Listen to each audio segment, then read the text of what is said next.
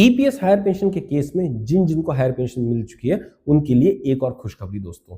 एक veg disparity का case चला था पंजाब और हरियाणा हाईकोर्ट में, जिससे आपको हजारों का फायदा हो सकता है। अब दोस्तों क्या केस है मैं आपको डिटेल में समझाता हूं। यहाँ पर पंजाब और हरियाणा हाईकोर्ट में एक केस डाला गया था जहां पर यह बोला गया है कि हमसे जब पैसा वापस लिया गया, जो डिफरेंशियल अमाउंट वापस लिया गया, वो एक बेसिक और डीए के स्ट्रक्चर पर लिया गया, जिसमें जब जब वेज डिविजन हुए, जब जब हमको बोनस मिला, जब जब डीए बढ़ा, तो ये जो इंक्रीमेंट हुए थे इन सबको ऐड करके हमसे बढ़ा हुआ पैसा लिया गया।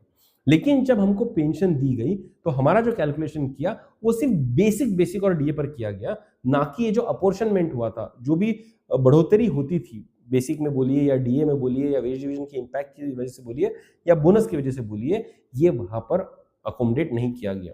मतलब कि पैसा जब लिया तो एक कैलकुलेशन से लिया, और जब हमको एरियस और पेंशन दिया तो एक कैलकुलेशन से किया, जहां पर फर्क आया। और ये जो केस मैं आपको बात कर रहा हूं, यहां पर फर्क तकरीबन 1 से 1.5 लाख रुपए का था। मतलब कि जब उनसे पैसा लिया गया तो ऑलमोस्ट 49.5 लाख 50 लाख तक का पैसा लिया गया, और जब उनको पैसा दिया गया तो जो कैलकुलेशन किए गए 48 टू 48.5 लाख के बेसिस पर किए गए, तो तकरीबन 1 लाख रुपए की वजह से जो डिफरेंशियल आ रहा था उसके वजह से उनकी हायर पेंशन कम हो चुकी थी। और दोस्तों पंजाब और हरियाणा हाई कोर्ट ने इस बात को माना और जजमेंट दिया है कि ये जो डिफरेंशियल है ये अनएक्सेप्टेबल है। आपको दोनों तरफ पैरिटी रखनी होगी, जिस रेट से लिया है उसी रेट से पैसा देना होगा, और इसीलिए पैसा देने का जजमेंट इन रेम दिया है, जो पैन इंडिया एप्लीकेबल है, आपके लिए भी एप्लीकेबल है अगर आपका ऐसा केस है। तो अगर आपको नहीं पता कि there is wage disparity in your calculation, तो बिल्कुल मान के चलिए कि वेज डिस्पैरिटी होगी, क्योंकि ऐसे बहुत सारे केसेस आए जहां पर हुए, तो आपको उसके लिए एप्लीकेशन करना होगा। जब आप एप्लीकेशन करेंगे तो कोर्ट के ऑर्डर से ईपीएफओ बाउंड है आपको डिफरेंशियल अमाउंट पे पैसा देने के लिए, और इसमें आपका हजारों रुपए का फायदा होने वाला है दोस्तों।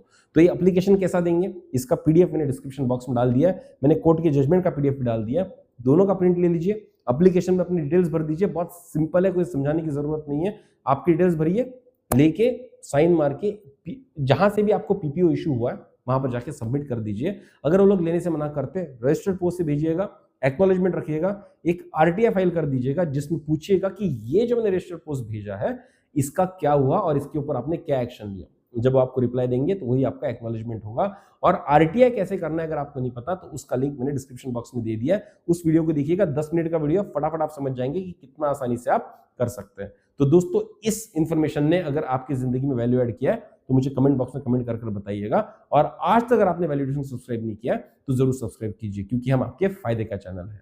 धन्यवाद।